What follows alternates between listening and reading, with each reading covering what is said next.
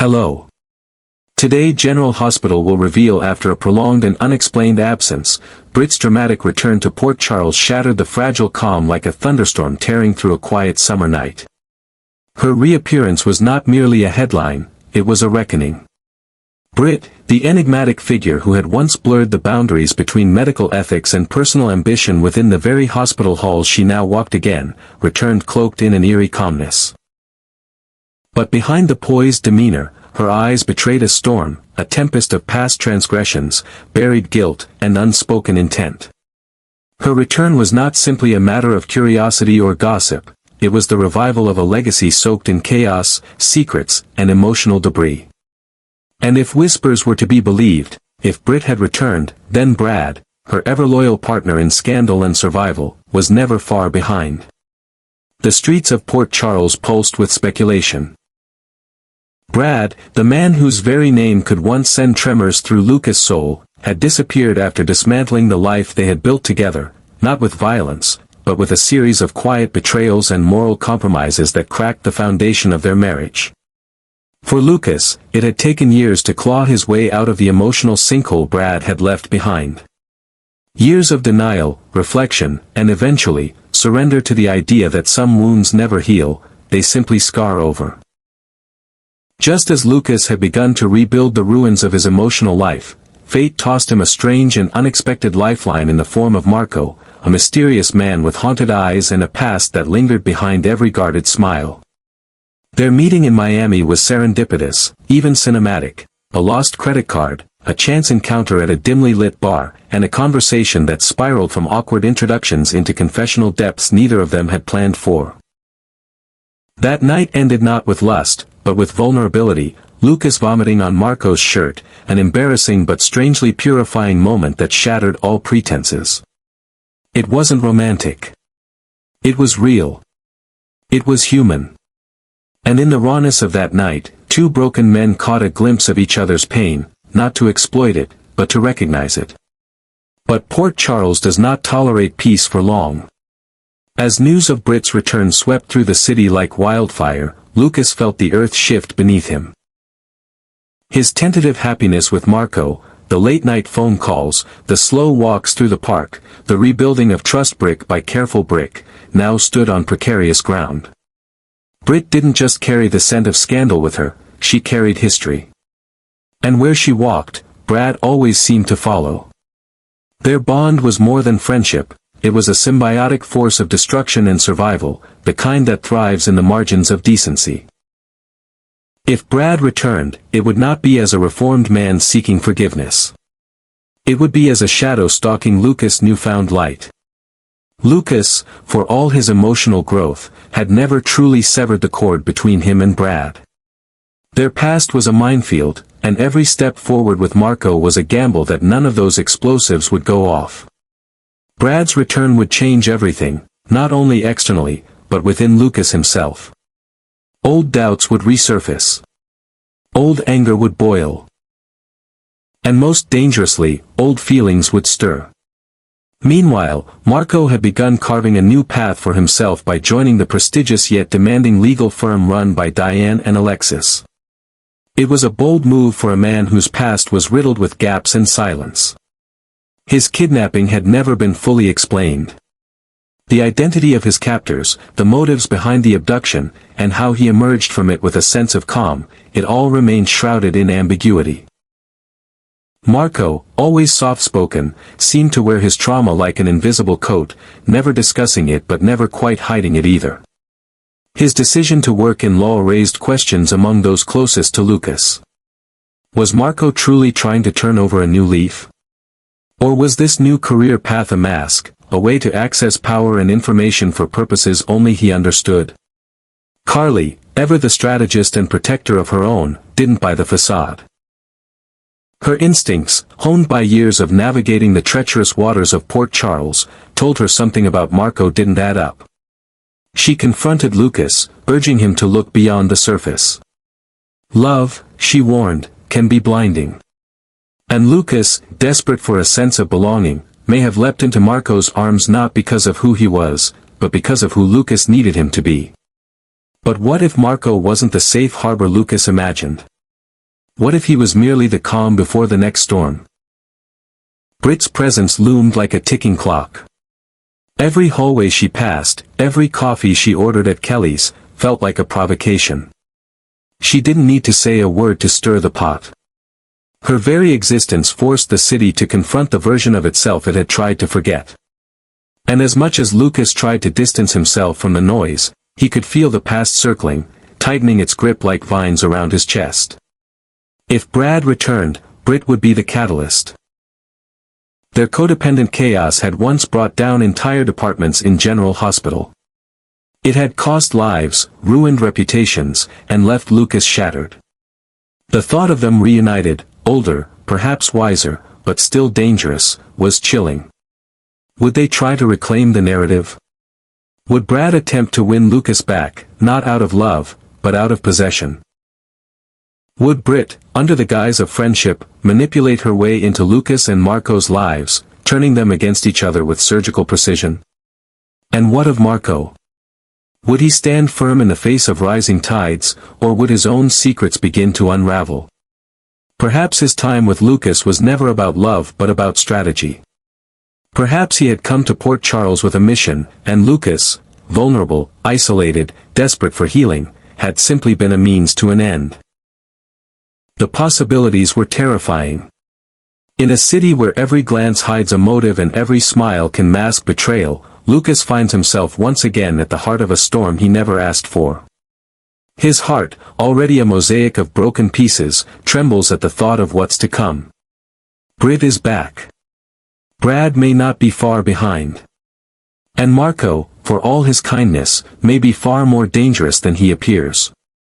Port Charles has weathered many scandals, but this one feels different. It's intimate. It's quiet. It's coiled like a snake, waiting for the right moment to strike. For Lucas, the question is no longer whether he can trust Marco or resist Brad. The question is whether he can survive what happens when both worlds collide, when past and present entangle, and every carefully constructed illusion comes crashing down. In the end, it may not be about choosing between Brad and Marco. It may be about whether Lucas can choose himself, and whether, this time, it won't be too late. It was on a gray and rain-soaked afternoon that Britt returned to General Hospital, not as a stranger but as someone who once reigned over its corridors with a strange and magnetic force. She moved through the sliding doors with the same calculated confidence she once exuded, yet something about her presence was markedly different this time. The familiar rhythm of the hospital seemed to pause for a breath as if the walls themselves remembered. The sterile lights flickered slightly above her, almost as if in recognition. These were the same corridors that had once echoed with her secrets, where test results had been doctored, alliances forged in whispers, and lives reshaped by her ambition. But she no longer bore the manic intensity of a woman trying to stay ahead of the chaos she created. No. Now, there was a silence to her, a solemnity. Her eyes no longer darted with desperation but carried the weight of someone who had stared into the abyss and, somehow, returned. That silence was more unnerving than any scream. It wasn't just Britt's return that unsettled Port Charles. It was the implication beneath her arrival, the quiet, persistent possibility that her closest confidant, Brad, could not be far behind. For years, Brad and Britt had functioned like two renegade atoms orbiting just outside the realm of acceptability. Always on the fringe of ethical collapse, always a whisper away from total destruction. Yet together, they had survived. And it was this survival that made them dangerous. Where others crumbled, they adapted. Where others repented, they recalculated. In a world that demanded rules, Britt and Brad were fluent in loopholes. To imagine Britt wandering the hospital alone was almost absurd. She and Brad were an inseparable force, a chaotic alliance that often danced too close to the line between crime and medicine, between friendship and codependency. If Britt was back, Brad couldn't be far behind. And for Lucas, this possibility threatened to unravel everything he had rebuilt, or at least convinced himself he had. Brad's betrayal hadn't just ended a marriage. It had fractured something fundamental within Lucas. A faith in people, in love, in the idea that truth could coexist with desire. When Brad had manipulated hospital records and lied about the origins of a child, it wasn't just criminal, it was personal. It had cut through the very values Lucas had clung to as a physician and a partner. And even now, the scars that betrayal left behind hadn't fully healed. They had simply been covered, buried beneath new experiences, hidden by the fragile hope that perhaps someone else, like Marco, could rewrite his story. But Marco was not a blank page. He had emerged from a shadowy past of his own, first introduced through a bizarre twist of fate in Miami. A lost credit card. A night of vulnerability. A connection born not of seduction, but of emotional exhaustion. There was something about Marco's quiet steadiness that Lucas found intoxicating. He wasn't flashy or manipulative. He didn't need to be. He listened. He understood. He didn't ask too many questions, and perhaps that was part of the problem. Because for all of Marco's gentleness, his story had always been too neat, too polished around the edges. A man who had been kidnapped, traumatized, and then seamlessly reinserted into society with only minor emotional tremors. It didn't add up. And now that Marco had joined the law firm of Diane and Alexis, with access to sensitive information and legal leverage, the unease around his true intentions had only grown.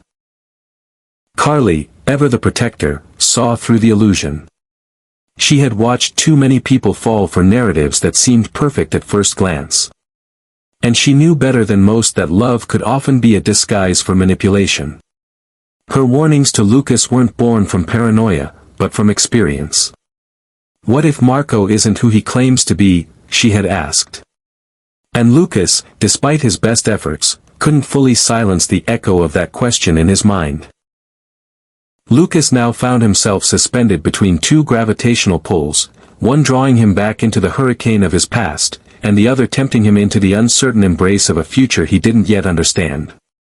Brad represented a kind of familiar destruction, a known danger whose parameters had already been tested. Marco, on the other hand, was a beautifully wrapped enigma. And sometimes, the unknown was more dangerous than the devil you knew. This wasn't merely a love triangle. It was a psychological maze. Every interaction with Marco was tinged with doubt. Every absence, every unfinished sentence, every conveniently timed message made Lucas wonder. Was this man truly a chance at happiness, or a carefully designed facade to exploit his vulnerability? Was Marco, in his calm and empathetic way, just another version of Brad, not loud and erratic, but subtle and surgical in how he approached emotional manipulation? And what of Brad? If he returned, would he come as a changed man? Or would he, true to form, attempt to reassert control under the guise of redemption? Brad had always been a master of emotional sleight of hand, knowing exactly when to cry, when to apologize, when to say all the right words without ever changing the behavior that made them necessary in the first place.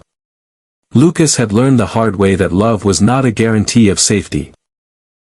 And now, facing the prospect of navigating between two men who each held pieces of his past and present, he began to feel himself unravel again. His confidence, so painstakingly rebuilt, began to falter. Doubt seeped in like water through cracked tile. And with every whisper in the halls, every sideways glance from a colleague, he began to sense that his love life was no longer his own, it was once again becoming a story for others to dissect, to judge, to speculate upon. Brad and Marco had become mirrors reflecting different aspects of Lucas' identity, the part of him that longed for stability, and the part that was haunted by trauma. One offered the illusion of safety. The other, the temptation of familiarity. And both, in their own ways, carried the capacity to destroy him. As Britt continued her silent orbit through General Hospital, greeting old colleagues with smiles that didn't quite reach her eyes, the air thickened. The tension wasn't spoken aloud, but it was felt in every elevator ride, every passing glance, every page over the intercom. Something was building. Something was coming. And Lucas, whether he admitted it or not, was in the eye of that storm.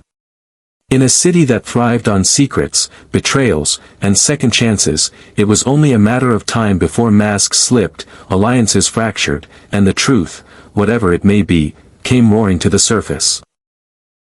And when it did, Port Charles would never be the same again. Neither would Lucas. In the shifting and volatile world of Port Charles, where secrets rarely remain buried and redemption often wears the mask of betrayal, Britt's return was not just a nostalgic ripple in the hospital's long, scandal-ridden history, it was a seismic event. And for Lucas, her reappearance was not simply an echo from the past. It was the reactivation of something far more dangerous. A suppressed emotional fault line threatening to rupture. Britt didn't need fanfare, didn't need to make declarations or apologies.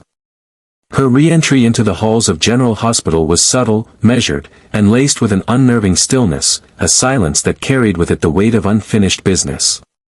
To most, she was just another former staff member making her rounds. But to Lucas, she was a living symbol of everything he had tried to outrun, repress, and rebuild from. Britt was never merely Brad's partner in crime or a rogue doctor with questionable ethics. She had always functioned like a catalyst, accelerating every emotion, exposing every hidden fracture, igniting every dormant conflict. Her bond with Brad was intimate and impenetrable, not romantic but elemental. Together, they had navigated the underworld of medical manipulation and emotional warfare with a precision only forged through shared exile. And now, her presence alone sent tremors through the stability Lucas had so painstakingly reconstructed. Because if Britt was here, then Brad, Lucas' former husband and emotional tormentor, could not be far behind. The knowledge that Britt understood Lucas on a level few others did was both comforting and terrifying. She had witnessed him unravel, had watched as Brad dismantled their marriage piece by piece with half-truths and full-scale deceptions. But she had also seen Lucas try to hold it all together, as a son, as a doctor, as a man struggling to reclaim his sense of identity in the wreckage of betrayal. Britt knew where his emotional bruises were. She knew the hidden places where Lucas still hadn't forgiven himself for falling in love with a man who had proven to be so fundamentally incompatible with the principles he held sacred. And worse, she knew how easily those bruises could be pressed. It is this knowledge, more than any secret or plan, that made Britt so dangerous now. Her silence was not ignorance. It was strategy. She didn't need to expose Lucas' vulnerabilities. She needed only to remind him, subtly, that they still existed. With a glance, a word, or a casual mention of Brad, she could collapse the narrative Lucas had constructed around Marco, a narrative that painted this new relationship as clean, hopeful, redemptive. But even that relationship was starting to show signs of fray. Marco's own past was a patchwork of contradictions. A victim of a mysterious kidnapping, he had returned to society without visible scars, slipping into life in Port Charles with an ease that some found suspicious. Lucas had clung to that ease as proof that people could survive, adapt, and love again. But doubts had begun to creep in, questions about the details Marco never offered, the moments of distraction that passed too quickly, the way he seemed to avoid certain names, certain places. And now, as Marco settled into a new role at a law firm notorious for its entanglement in the city's darkest legal dramas, Lucas couldn't help but wonder, had Marco come to Port Charles to heal, or to manipulate? The question haunted him, because Lucas knew the patterns. He had once believed Brad's remorse. He had once accepted that a flawed man could still be a good partner. But that belief had cost him everything, his trust, his peace, his self-worth. To make the same mistake again, with Marco, would be devastating. And yet, with Britt back in town, stirring every unhealed wound, Lucas found himself doubting not only Marco, but himself. The timing of everything was too precise to be coincidence. Britt's return. The rumors of Brad re-emerging. Marco's sudden ambition and connections. And beneath it all, the whisper of a deeper, more sinister truth, that Lucas might once again be a pawn in someone else's game. A pawn unaware of the rules, unaware of the stakes, unaware of who's even moving the pieces. Britt's role in this game was mercurial. She had the power to expose or conceal, to mend or destroy. And she played her hand with unnerving subtlety. She didn't confront Lucas directly. She didn't press. She simply existed, as a memory, as a presence, as a challenge to the fiction he had crafted around his new life. Because no matter how tender Marco seemed, no matter how comforting his embrace, Lucas couldn't shake the feeling that he was standing on a precipice, that his next step could either lead to solid ground or a devastating fall. And that fear was paralyzing. What Lucas didn't know, what no one yet knew, was that behind the smiles and calm demeanor, Britt might be orchestrating something far more calculated. Her return to GH may have been about more than nostalgia or unfinished business. It may have been a deliberate re-entry point into a network of connections long dormant. Brad, wherever he was, had surely felt the ripple. If he hadn't already arrived, he was likely watching, waiting, planning. And if he did return, he wouldn't do so out of longing or love. He'd return to reclaim. To correct the story. To finish what he started. And Lucas, caught between Brad's magnetic destructiveness and Marco's ambiguous loyalty, would have to choose. But this time, the stakes were higher. Because now there were secrets, about Marco, about the kidnapping, about potential legal leverage. Now there were third parties with their own motives, Diane, Alexis, Carly, all watching with varying degrees of concern. Now there were rumors that Marco had contacts outside of Port Charles, whispers about debts, allegiances, perhaps even a vendetta that hadn't yet surfaced. It was no longer a question of romance. It was a question of survival.